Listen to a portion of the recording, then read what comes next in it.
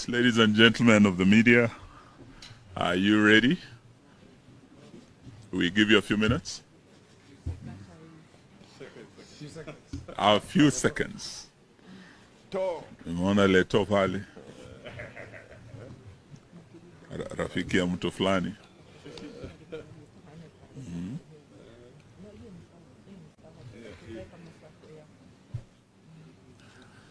So I think when you're ready, you can give us a signal. A short statement, well, it's not that short, about the protests beginning tomorrow. They'll run through Thursday all the way to Friday. And I wish to start, then I'll invite the Honorable Dr. Stephen Kalonzo Musyoka. We wish to make a few clarifications on developments around our plans for protests that run from tomorrow through Thursday to Friday this week. Against the backdrop of the protests, the Kenya Kwanza administration has withdrawn all security previously attached to the leadership of Azimio la Umoja, One Kenya Coalition Party.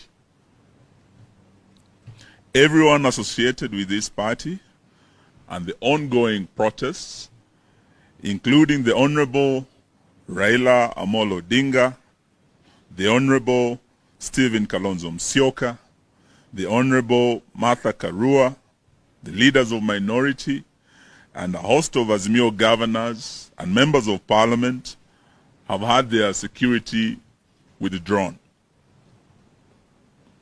This withdrawal of security completes a process that began weeks ago with scaling down and in some cases removal of the security cover of several of the party's leaders in parliament.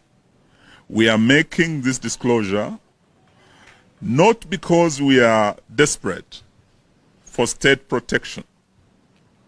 We are aware that millions of Kenyans are exposed to danger every day, and our lives are not in any way more special than that of other Kenyans.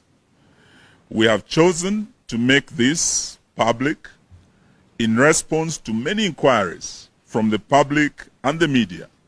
So we confirm the security cover for our leaders has been withdrawn.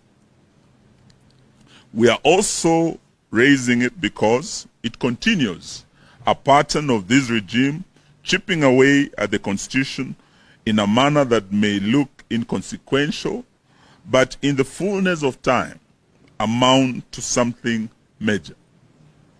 This is how dictatorship starts, by chipping away at the Constitution and established traditions, suspending civil liberties, the rule by decree, repression of political opponents, not abiding by the procedures of the rule of law, and the existence of a cult of personality centered on the leader.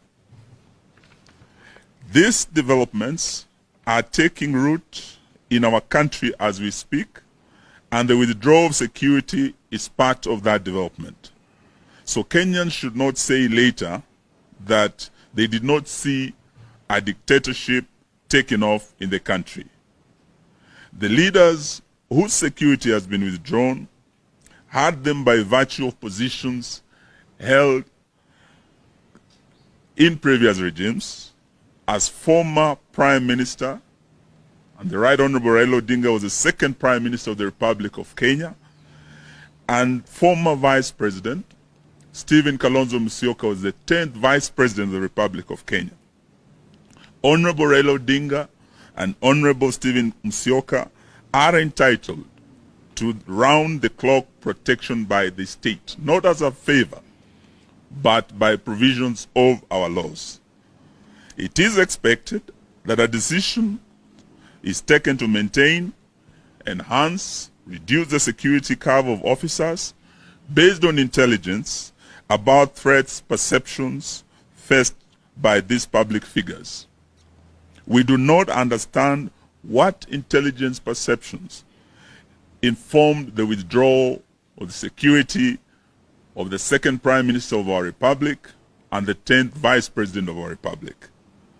Azimio sees this latest step as a continuation of the Kenya Kwanza signature politics of revenge, intimidation, blackmail, and